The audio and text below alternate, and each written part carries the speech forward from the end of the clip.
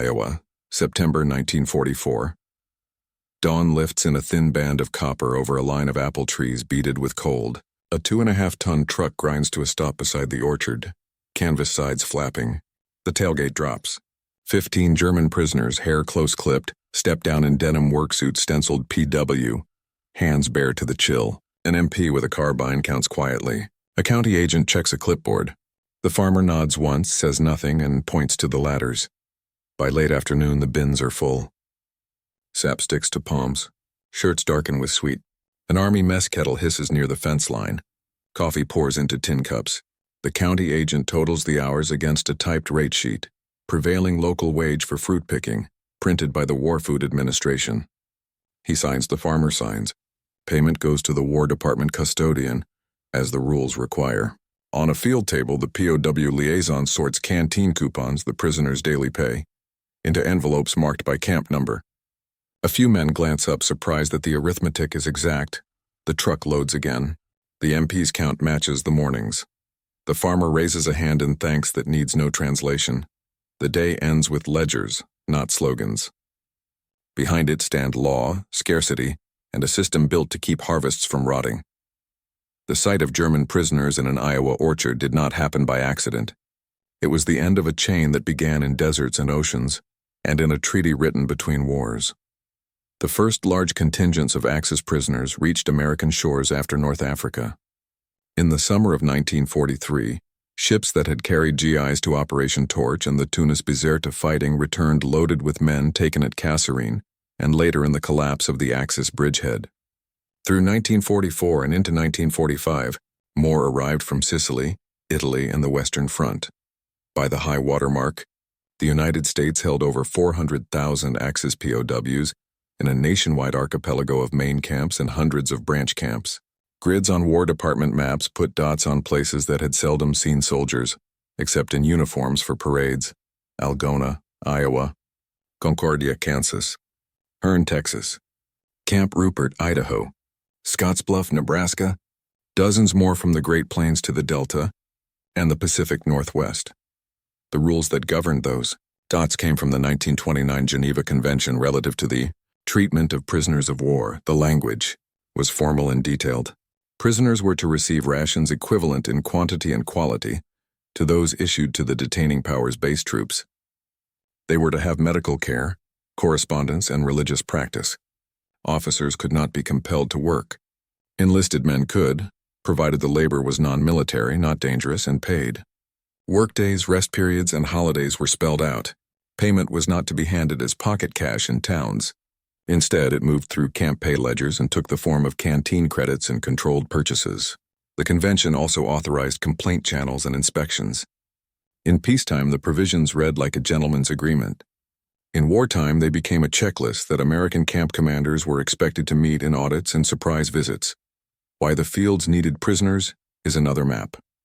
By 1943-44, the U.S. home front ran on thin labor. The draft pulled men from farms and mills.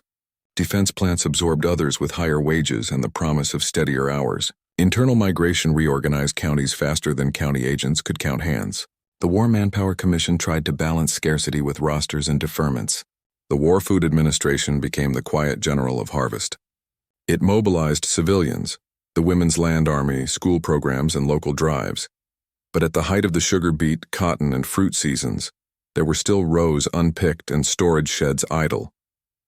Tons of perishable food stood at risk for want of bodies. POWs were the solution that fit both law and need. The War Department authorized labor detachments under guard for agricultural and timber work, canneries, and occasional municipal tasks. The agreements were precise. Farmers and processors paid the prevailing local wage, what they would have paid any civilian picker or beet thinner, to the U.S. government.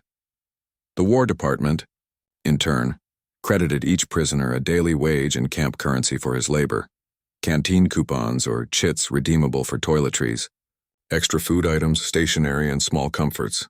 Officers could volunteer but could not be compelled. Non-commissioned officers were generally exempt from compulsory manual labor under Geneva, though many served as work leaders or interpreters on details. The administrative spine ran from corps area commanders, to post provost marshals to camp commandants who dealt daily with county, agents, and grower cooperatives. A contract meant a rate sheet posted by the county, transportation arranged by the Army, trucks or buses with tarps and benches, an MP guard ratio, lean enough to save men for the front, firm enough to keep order, and an on-site tally of hours worked.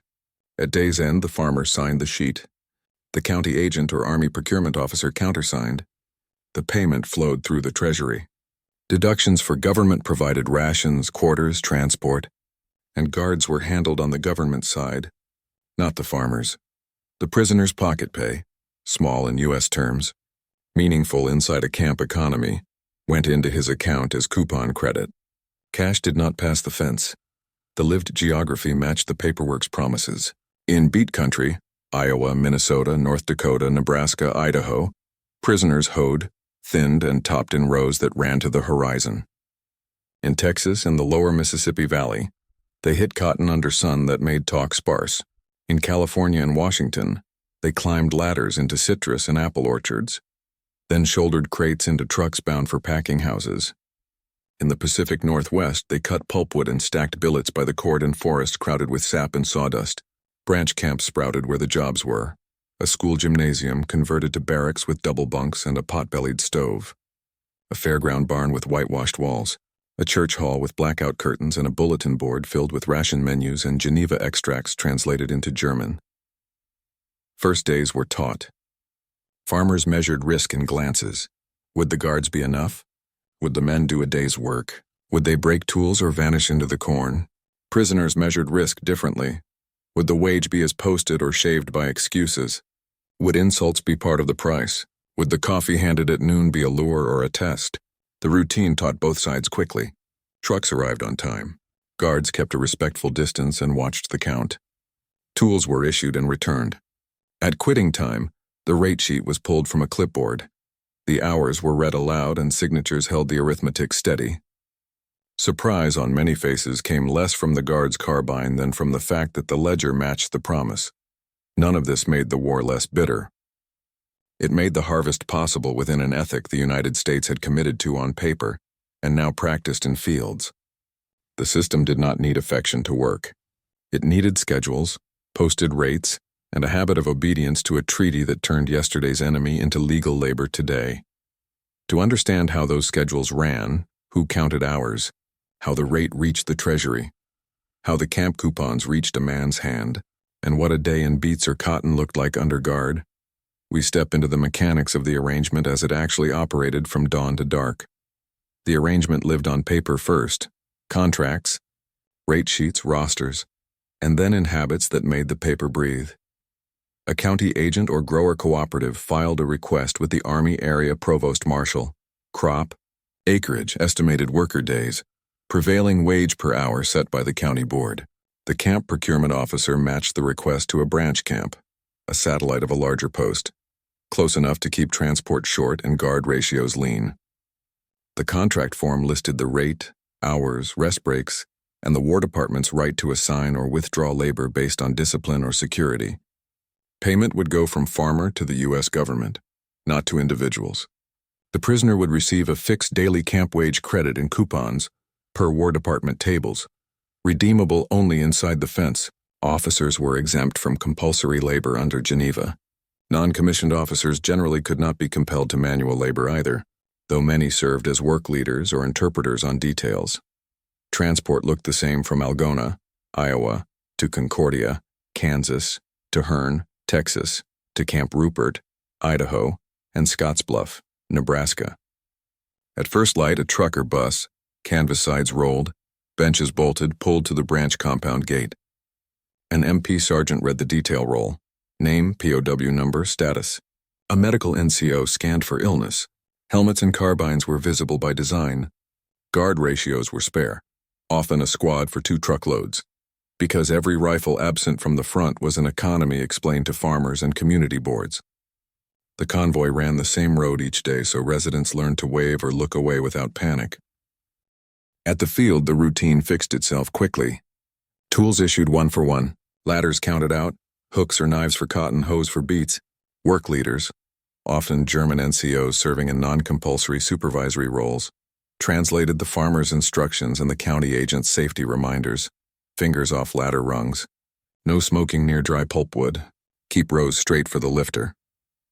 An on-site tally sheet carried printed lines. Start time, stop time, crew head count, crop task, rate, signature blocks for farmer and army representative. When breaks came, the guards watched the perimeter and the canteen kettle steamed on a field table. Water was inspected, latrines sited leeward, and a trash pit marked with lime, because local health officers had signed off on the plan, and compliance meant the program stayed welcome. Pay moved along a path as regulated as a rail spur. At day's end, the county agent totaled hours against the posted rate sheet. The farmer signed. The Army representative countersigned and carried the form back to camp, where a fiscal clerk entered the amount owed the Treasury. The War Department then credited each prisoner's daily coupon pay into a ledger under his POW number. Inside the compound, a camp canteen, stocked through quartermaster channels, sold toiletries, stationery, tobacco, fruit, and occasional extras. Coupons kept temptation and black market risk low. Cash did not leave the fence. Complaints about missing credits traveled a formal route. Work leader to German man of confidence, the elected prisoner representative under Geneva, to the camp commandant, and then to the judge advocate if needed. Inspections, notices from the protecting power or the International Committee of the Red Cross when routes allowed, checked that wages, hours, and work types matched convention language. The geography of labor followed harvest maps. In beet country, the year's biggest need arrived twice, thinning in spring, topping in fall. Prisoners marched in rows, hoe blades flashing, a county agent pointing out weeds and spacing with the patient authority of someone who had convinced schoolchildren and church groups before the POWs arrived. In cotton, the rhythm was slower and the sun harder, filled sacks dumped to a scale, and the weights tallied on the same sheet that recorded hours. In orchards, the day smelled of bruised fruit. Ladders creaked, crates slid, canneries and packing sheds added night shifts, POWs behind a line, cans moving fast, supervisors with clipboards timing breaks and reminding the line that a machine ran better with a steady feed than a sprint install. In pulpwood, axes traded places with saws. Billets were stacked to a cord and pencils wrote 8-foot 12-inch with a forester's insistence on accuracy. Sundays were quiet by design. Geneva required rest days and holidays. Camp bulletins listed religious services, canteen hours, and the week's detail rosters. The man of confidence posted translations of the camp order that covered work rules. No leaving lines without permission. No contact with civilians beyond structured instructions. Report injuries at once. Infractions brought camp discipline, loss of privileges, confinement, transfer back to a main post. Not summary justice in a field. That distinction mattered to sheriffs and pastors who had sat in on the first town meetings and had promised voters that the program would be orderly, food politics sometimes louder than wage, politics and followed rations cards in the convention. Prisoners received base troop equivalents. Work details brought supplemental calories appropriate to task. County boards and the War Food Administration reinforced the point publicly. The program existed to save crops, not to improve a prisoner's diet at a civilian's expense. In harvest crunches, school releases, and Women's Land Army detachments still came. Bracero contracts filled gaps in the Southwest. The point was not that POW labor replaced them, but that it joined a stacked roster under one timetable. First encounters did carry a charge. Some prisoners arrived angry or wary, primed by propaganda to expect starvation or abuse. Some farmers held their own reserves, especially those with sons overseas or names on Gold Star banners. The rate sheet and the tally softened the edge. When hours matched envelopes at week's end, and when a canteen coupon bought a bar of soap or a letter pad without trouble, surprise edged into acceptance. Observers wrote the same line, whether in Algona newsletters or Concordia town minutes. Work was steady, pay was as posted. The phrase captured the essential credibility that kept the trucks rolling. Security incidents existed but did not define the program. There were escapes, most brief. Men caught within days, hungry, cold, returned through county jails that had kept the coffee on. There were arguments over piecework versus hourly tallies.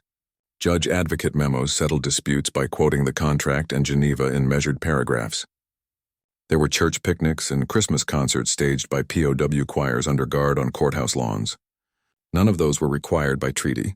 All of them were possible because the core transaction, labor at the prevailing wage, paid through the government, credited to the prisoner, ran predictably. By the harvests of 1944 and 1945, the system had become a clock.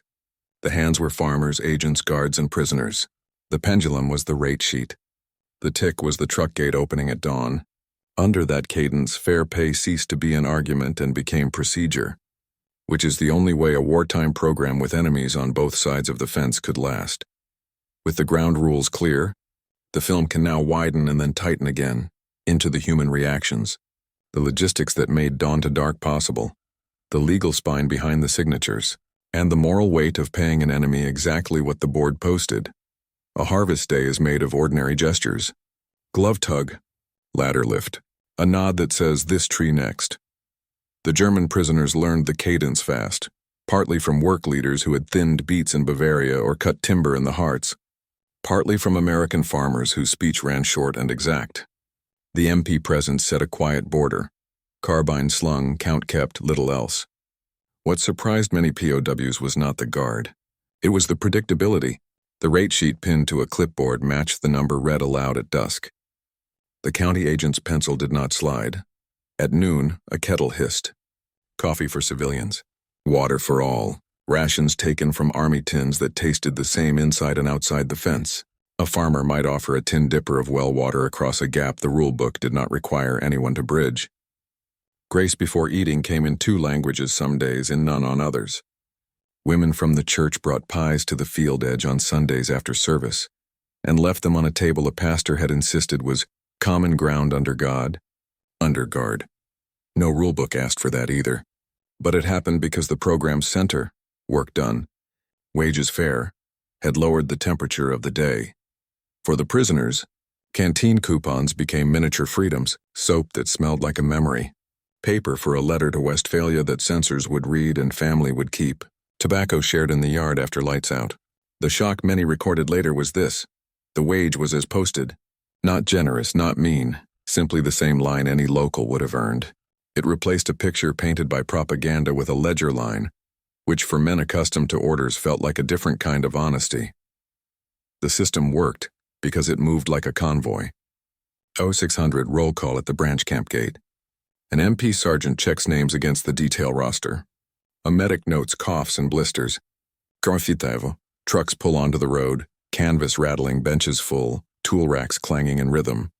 The route is fixed. Sheriffs know the time. School buses pass on the other side with drivers who have stopped staring. 0700 arrival. Perimeter set. Tools issued 1 for 1. Hose, sack hooks, ladders marked with stenciled numbers. 7:05 work begins. A county agent explains the task. Row spacing for beets, sack weights for cotton, 2-hand safety on the ladder. Every hour has its mark. 10-minute pauses timed by the agent's pocket watch. Water points inspected, latrine pits limed, refuse buried. Ticks of compliance that keep health officers and camp commanders content. 1200 break. Rations opened. Tallies updated in pencil columns. Head count present, hours to the half. Tasks noted for piece rate adjustments when contracts require it. 1600, 1700. Tools counted back. Broken handles logged without drama. The army replaces, the farmer signs, the prisoner is not charged.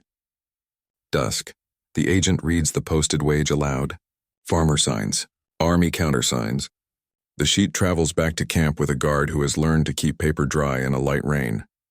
In the compound, the fiscal clerk enters the day's total against the farm's account.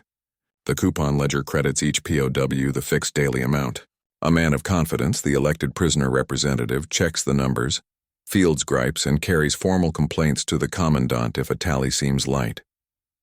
Fridays the canteen window is busier. Saturdays the chapel posts service times. Sundays no transport unless a crisis says otherwise. Nothing about this is accidental. The program's politics, skeptical voters, cautious farm boards, cautious army lawyers, depend on the schedule being the story. The moral center of the harvest was a contract backed by treaty.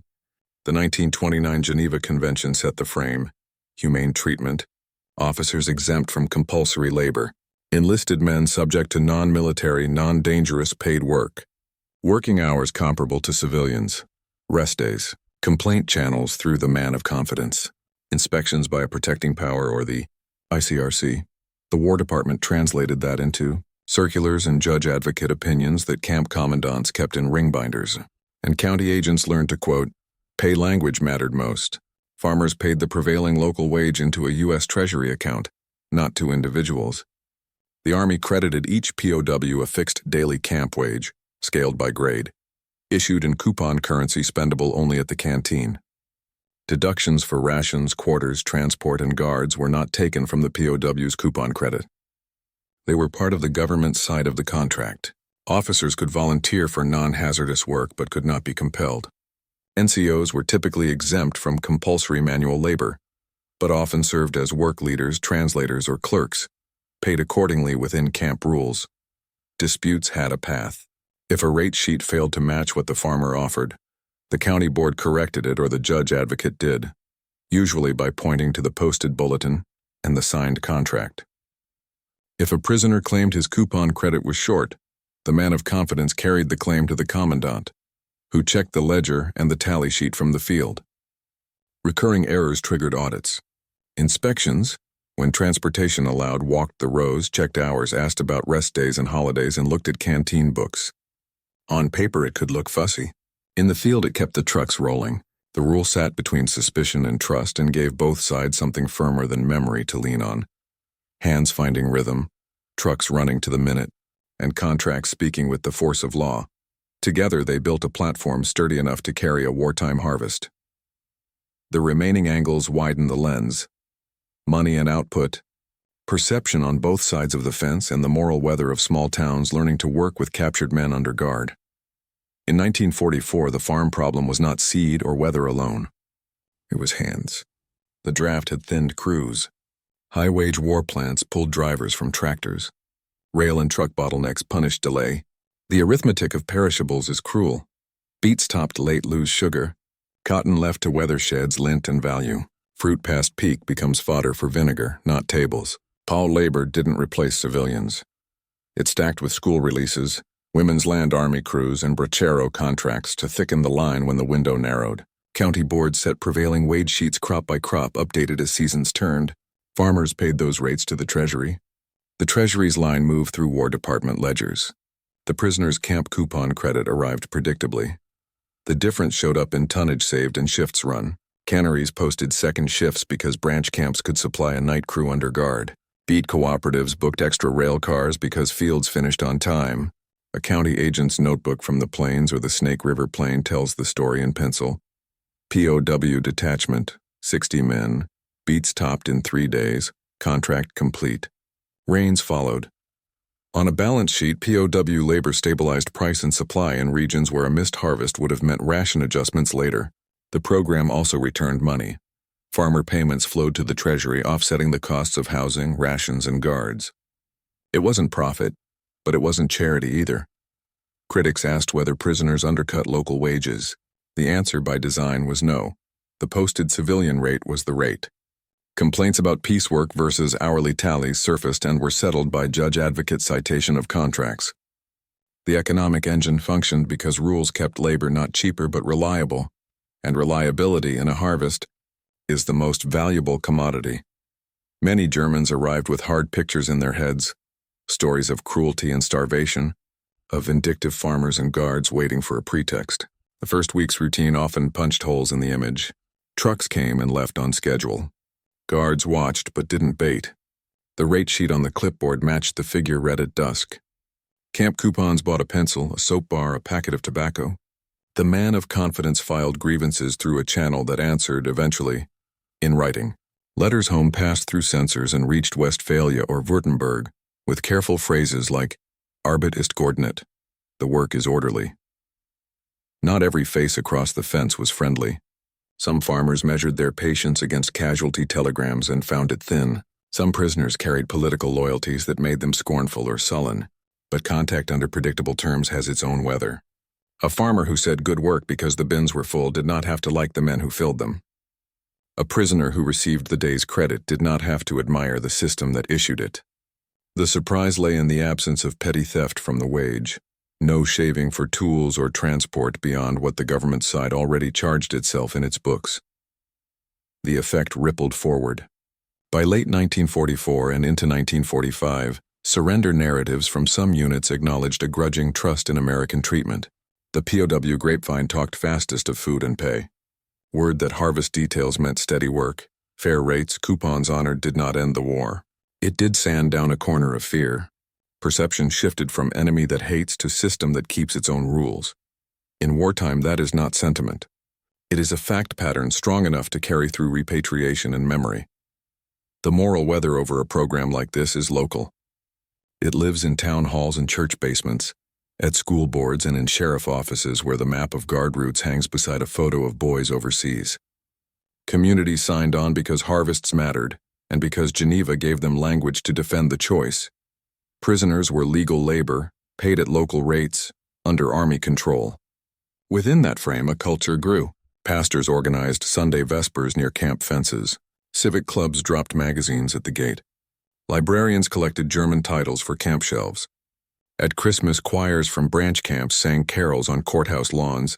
Stille Nacht floating over a square where MPs stood easy and people kept their hands out of pockets. None of that erased the uniforms. It acknowledged a complicated fact. The town was paying former enemies fairly because a treaty said so, and because food on tables said so. There were frictions. A scuffle in a beet row when a prisoner mouthed off about a son at Anzio. A window smashed on a night when telegrams came in bunches. A county meeting where a woman asked why prisoners had soap in the canteen when her ration book said N for none today. The answer held because the structure held.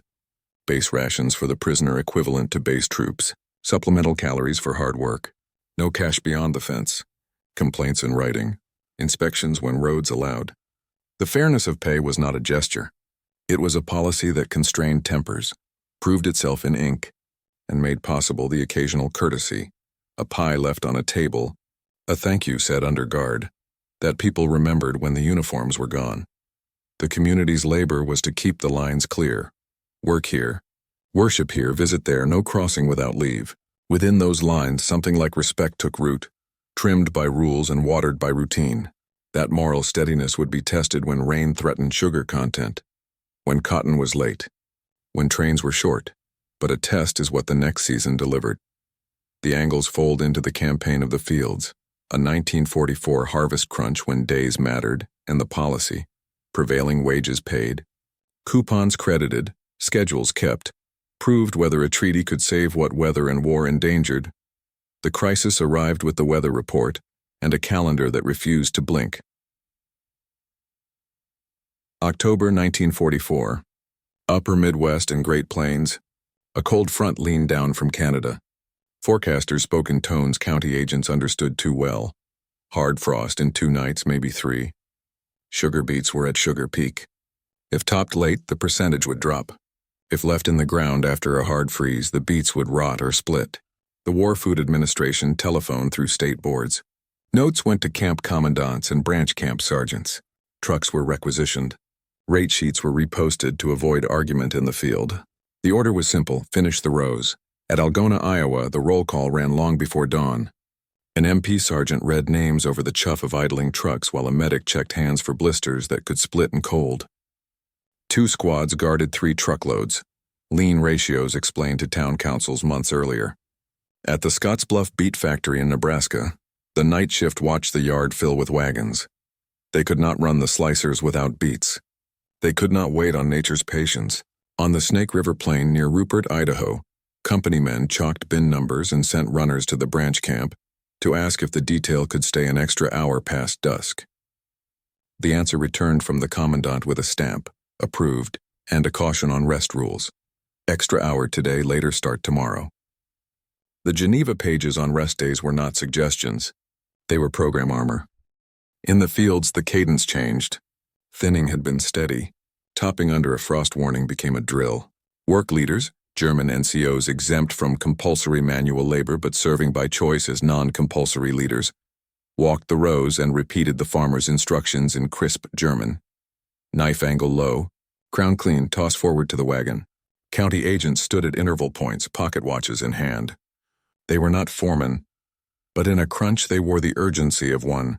The posted prevailing wage, hourly in some counties, peace adjustments where contracts allowed, had been agreed weeks earlier. Now its clarity mattered more than its number. No haggling. No shaving. Pay to the treasury, coupons to the men. At noon a front edge of sleet stung faces. A kettle hissed on a field table. Guards kept the perimeter. Farmers brought a second kettle because hot water is faster than speeches. The man of confidence, the prisoner's elected representative under Geneva, walked the line with the county agent and raised one request. Extend the break 5 minutes for hands that had gone numb. The agent nodded and wrote it on the tally sheet. The MP sergeant glanced at his watch and agreed with a shrug. The system bent without breaking. By late afternoon, wagons rocked toward weighbridges. Scale beams snapped down. Weights were chalked on boards. Numbers traveled to the factory and to the county agent's ledger. The posted rate sat at the top of the page like a promise. Farmers signed. The Army procurement officer countersigned. Payment moved toward the treasury. In camp that night, the fiscal clerk credited each POW's coupon pay and the canteen window stayed open an extra 15 minutes. A commandant's concession that bought goodwill at very low cost. South and east, the same urgency ran through Cotton. In Texas counties, late bowls under a gray sky threatened to soak and stain. A branch camp at Hearne sent out crews balanced between MP coverage and the scale of fields that could be saved. Piece rate contracts, common in Cotton, had fueled earlier arguments in other seasons. Now the judge advocate's memos, already circulated, settled the method. Piece pay allowed only where it matched county standards and the posted rate. A farmer tried to round down on a sack weight. The county agent put a finger on the rate sheet and cleared his throat. As posted, he said. The correction held. The story would travel farther than the bull wagon. On the West Coast, citrus and late apples faced different clocks. Frost meant wind machines in orchards and ladders moving faster than comfort allowed. In a Yakima packing shed, supervisors doubled brake schedules and posted a second first aid cart because speed invites slips. PW crews under guard fed the line.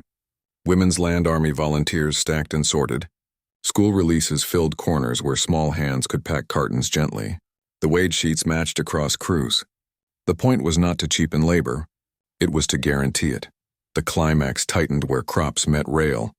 At Concordia, Kansas, a branch camp liaison rode the last truck to the loading spur to make sure labor did not halt because a clerk misplaced a sheet.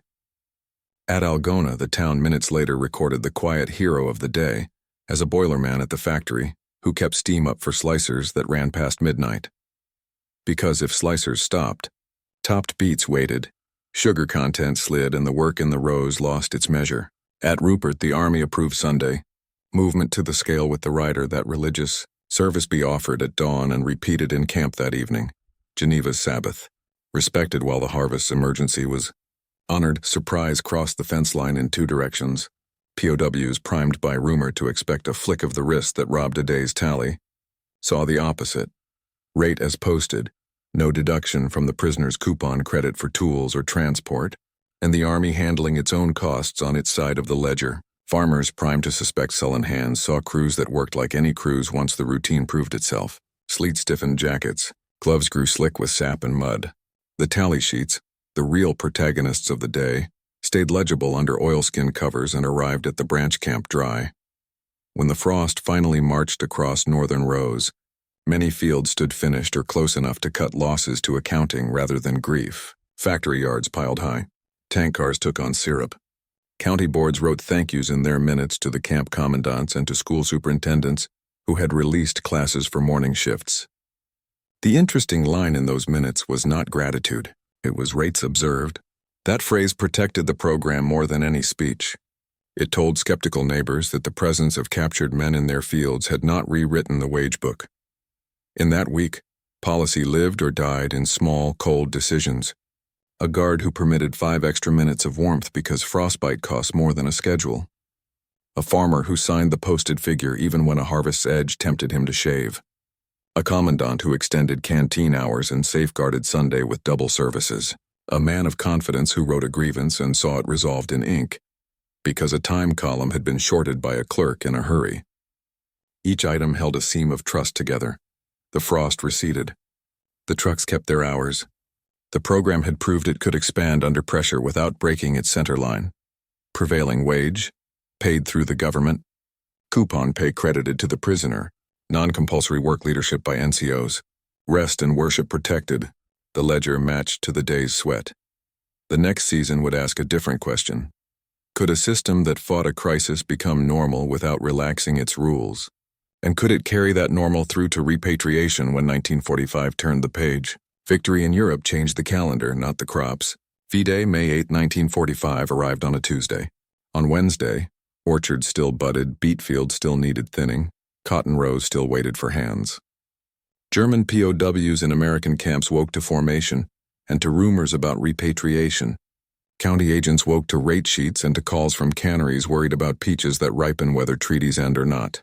The program's test shifted. Could an emergency structure become ordinary without relaxing the rules that had made it credible? The answer appeared first in schedules, then in signatures. Branch camps posted work rosters that ran through September.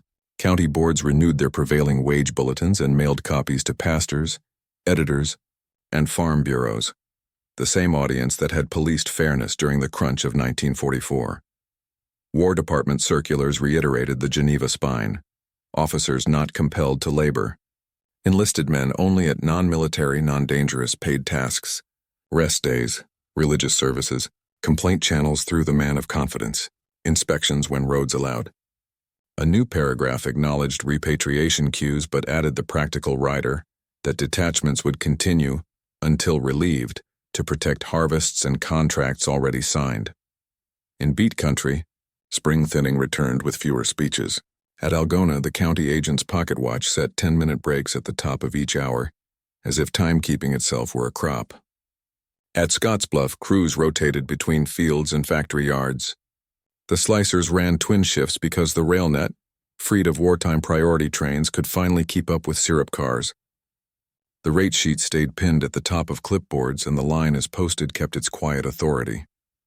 In Idaho, the Rupert branch camp added a second coupon window on Fridays to avoid long queues. The commandant called it good order by 5 minutes spared. Canneries and packing houses standardized their POW shifts. Tally clocks ticked. Brake bells chimed. Supervisors, many of them women who had learned to line management during the war, kept the rhythm with fewer arguments over piece versus hourly because the judge advocate memoranda circulated the previous fall had settled method. Follow the county board's posted standard, or don't contract at all. New hires from high school and women's land army crews worked shoulder to shoulder with guarded POW details across a marked line, where safety officers repeated the same phrase every hour. Steady feed beats sprint and stall. There were disputes. At a Texas gin, a grower tried to substitute a lower piece rate citing peacetime conditions. The county agent produced the current bulletin. The camp procurement officer produced the contract. The man of confidence waited without raising his voice. The grower signed the line already printed. In a Yakima shed, a foreman cut a break short during a heat spike. A nurse from the camp dispensary, stationed by agreement for hot days, wrote the time in her book, and the commandant extended Saturday rest by 1 hour to compensate. The log held the program together when tempers and temperatures ran high. Inspections gathered momentum as roads and rail eased. Representatives of the Protecting Power and the International Committee of the Red Cross arrived with clipboards in a manner that mixed courtesy with exactness. They walked the rows, asked about work hours, checked canteen ledgers, noted that officers were not compelled and that NCOs served as work leaders by consent, not compulsion. They toured chapels and read bulletins in German that summarized rights and rules. Their reports did not flatter.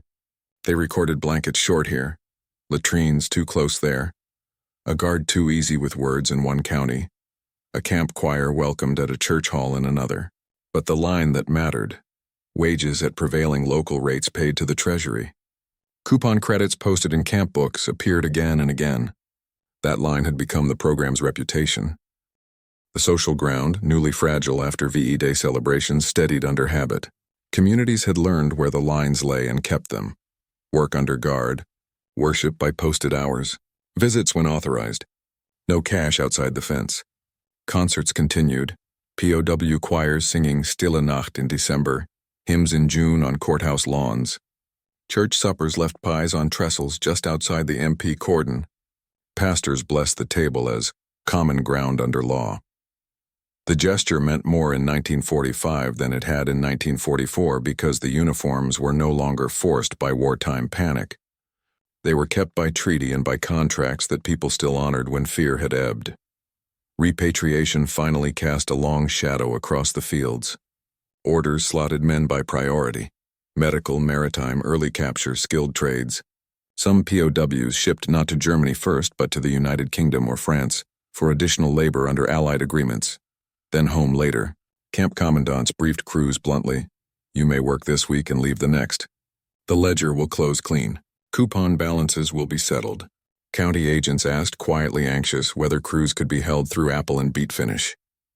The Army answered with charts, detachments tapered by camp, replacements drawn from posts farther afield, contracts honored to last practical day. The trucks kept their hours while names on the roll call changed. A few farewells wrote themselves into town minutes. In Concordia, a pastor noted, German choir offered thanks for fair treatment. Congregation listened standing.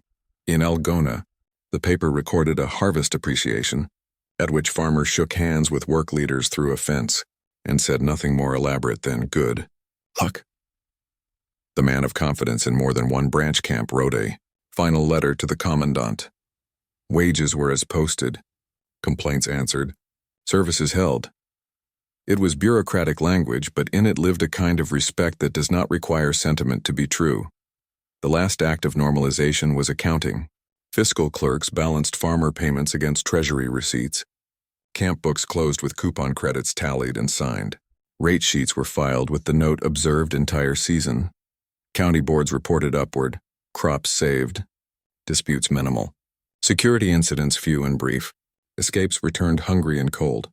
When trains finally pulled from sidings with boxcars turned into long rides east, the program did not collapse into nostalgia. It concluded like a harvest concludes, field by field, form by form, with thanks that sounded like relief. What remained, once the trucks were gone, was measurable. Tonnage saved. Shifts run. Rates respected. Treasury lines balanced. And something harder to weigh. A memory among men who had expected cruelty and met a posted rate that held, and among communities that had expected trouble and met a program that obeyed its own rules. The aftermath can now count what was rescued from weather and war, and what a ledger, kept under guard and under law, left behind in ledgers, letters, and the quiet way people told the story later. The first balance sheets closed before the last trains left. County boards submitted season summaries in neat columns. Acres worked. Worker days supplied, wage rate observed, disputes recorded. Beet districts counted in tons lifted and % sugar retained. Cotton counties in bales saved and gin hours. Orchard regions in carloads shipped and canneries kept at 2 shifts. The numbers did not brag. They documented losses avoided, a kind of victory that reads quieter than headlines but feeds more people. Camp commandants filed their own ledgers to Corps area headquarters. Morning reports noted detail sizes, guard ratios, transport mileage, canteen coupon credits issued, disciplinary actions, and escapes. The pattern was consistent across the map. Long stretches of routine, rare infractions, short-lived escapes brought back by weather, hunger, or a sheriff's phone call. Where a quarrel over piece rate or hours appeared, the paperwork shows a judge-advocate ruling pinned to the page, a paragraph that quotes the posted rate and the signed contract, and closes the file with a date and initials. In the agricultural columns, POW labor appears as a stabilizer, not a discount. The prevailing wage stayed posted and paid. Farmers wrote checks to the U.S. Treasury, not to individuals. From there, War Department finance officers credited camp coupon pay to prisoners' accounts by number. Fiscal officers balanced income, farmer payments against outlays, rations, quarters, transport, guards. Surpluses reduced the net cost of detention. Deficits, where they occurred, were explained by distance, small detail sizes, or heavy transport miles in thinly settled counties. Either way, the program's economics rested on a principle visible in every audit: fair rates as the non-negotiable centerline. Inspection reports turned the numbers into testimony. Representatives of the Protecting Power and the International Committee of the Red Cross arrived more regularly once roads thawed and shipping eased. They recorded wage compliance, work types, non-military, not dangerous, hours and rest days, religious services, canteen stock, and the status of complaint channels through the man of confidence. They found faults: blanket short here, latrine placement there, a guard's language noted and corrected, but they returned repeatedly to the same sentence in their notes: wages at prevailing rates, credited, bookkeeping in order. The sentence mattered for law. It mattered more for reputation. Local papers captured the tone. Minutes from farm bureaus and city councils mentioned program orderly, rates observed, escapes few and returned. In places like Algona and Concordia, newsletters from the main camps reported branch details with the diction of schedules. Trucks out at 0615, back at 1710. Sunday rest respected. Services held. In beet country, factory bulletins thanked boilermen and scale crews by name because keeping steam up or numbers straight had saved what frost threatened. The line that ties the notes together is procedural. The contract had become habit. POWs records, where preserved, echo the bureaucracy with human edges. Diaries mention coupon purchases, soap, tobacco, stationery, and canteen lines on Fridays. Letters home, filtered by censors, use the same careful phrases: Arbeit geordnet, Lohn nach Tarif, Gottesdienst sonntags. The surprise most often recorded is not hospitality. It is predictability. The posted wage proved to be the paid wage. Hours matched the sheet. Complaints traveled a path that ended in a written answer. For men raised on state slogans, a ledger that balanced felt like a different kind of promise kept. Security files stayed slim where rules held. Sheriffs logged escape recaptures as routine entries. 2 prisoners returned wet and hungry.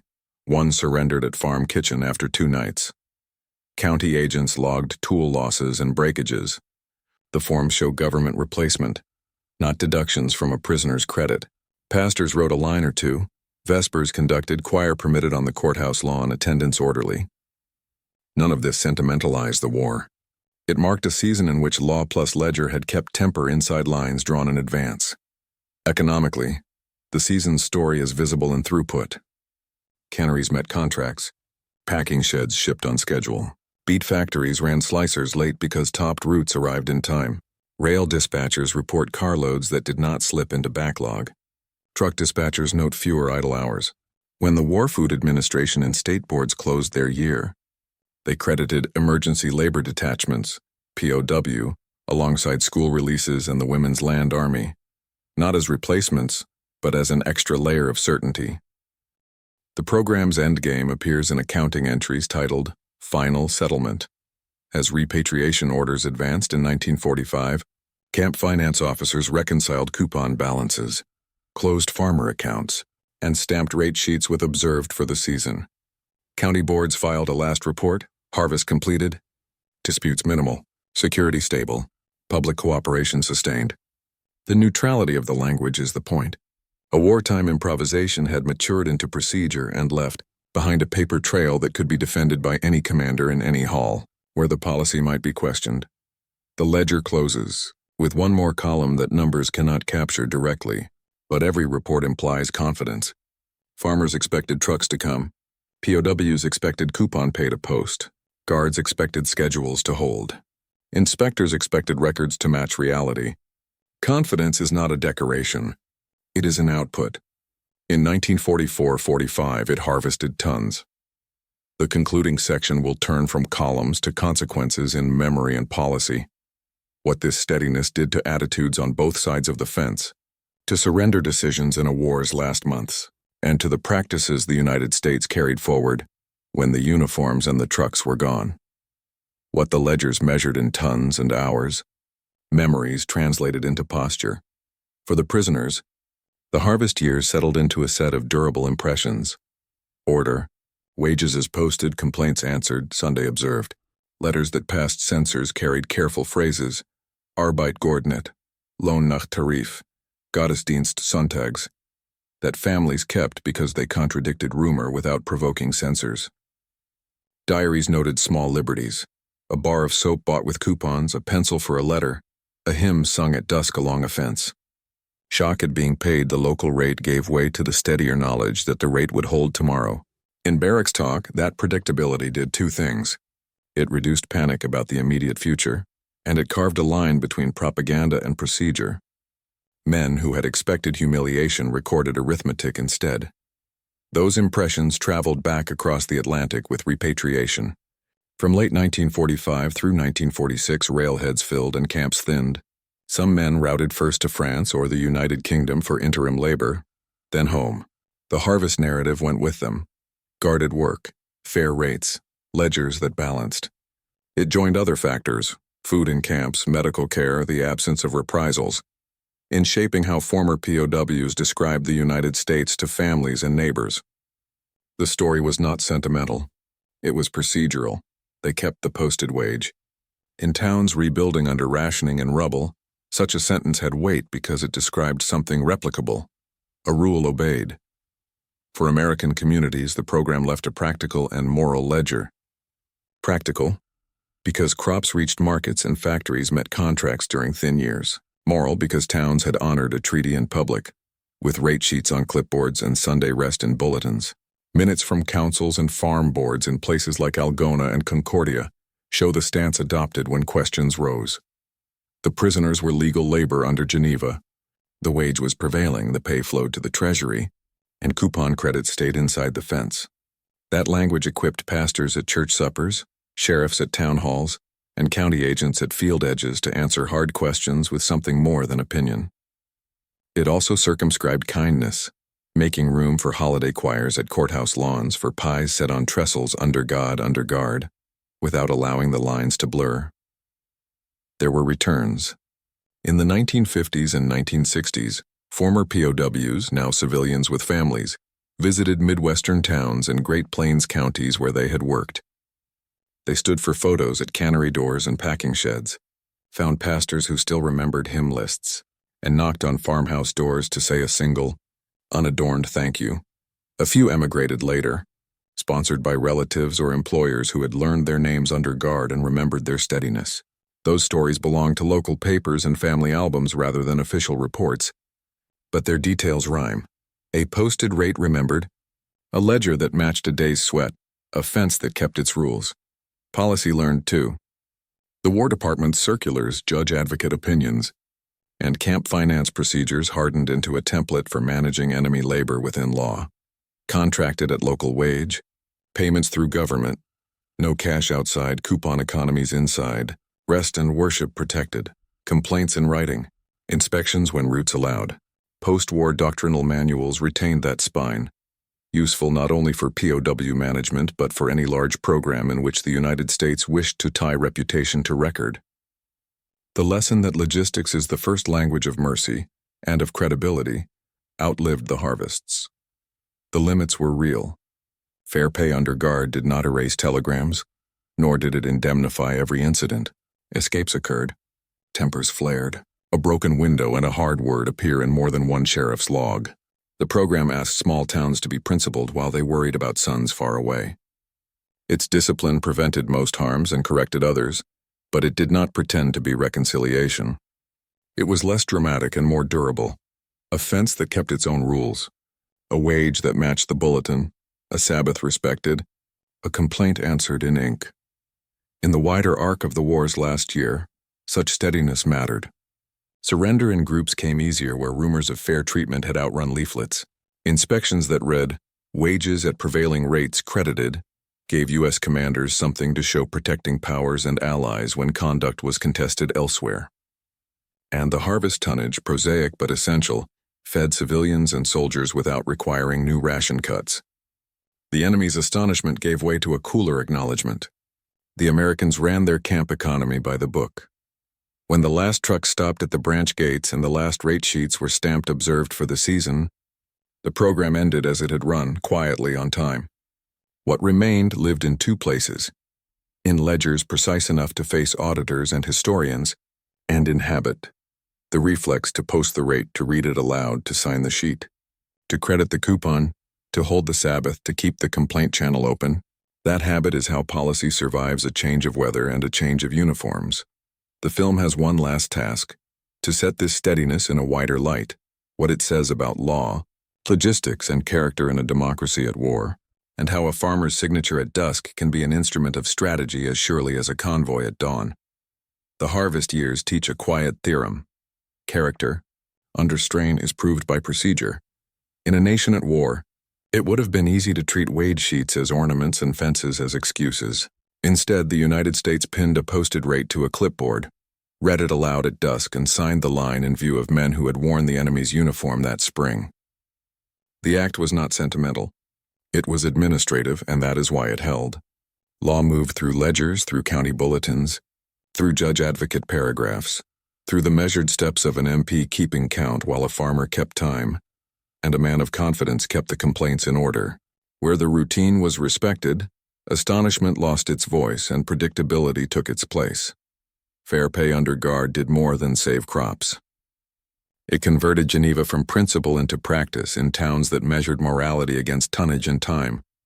The machinery of payment, farmer to treasury, treasury to camp ledger, ledger to coupon credit, did not advertise virtue. It produced trust that could be audited. Inspectors wrote the sentence that mattered, wages at prevailing rates, credited, and that sentence traveled farther than any poster, because it described a habit others could verify. On the ground, the decency was plainest in the smallest choices, a rate honored when frost tempted shortcuts, a Sabbath kept when trains ran late, a grievance answered in ink instead of in temper. These were not grand reconciliations. They were the work of a democracy keeping its word at scale. Proof that logistics is a language of mercy when law insists and local hands obey the clock. When prisoners went home, they carried a simple line. They paid what they posted. When towns told their children what the trucks were and why the guards stood easy at the fence on Sundays, they could point to a ledger and say the same. Policy became memory because paper matched practice. So the closing image belongs to a field at dusk. Tools counted back. The county agent reads a number that everyone has learned by heart. The farmer signs. The army countersigns. Coupons are credited at a canteen window where soap and paper sit in neat rows. A truck gate closes on time. The harvest is safe, and the rule that made it possible remains pinned to a board where tomorrow's light will find it.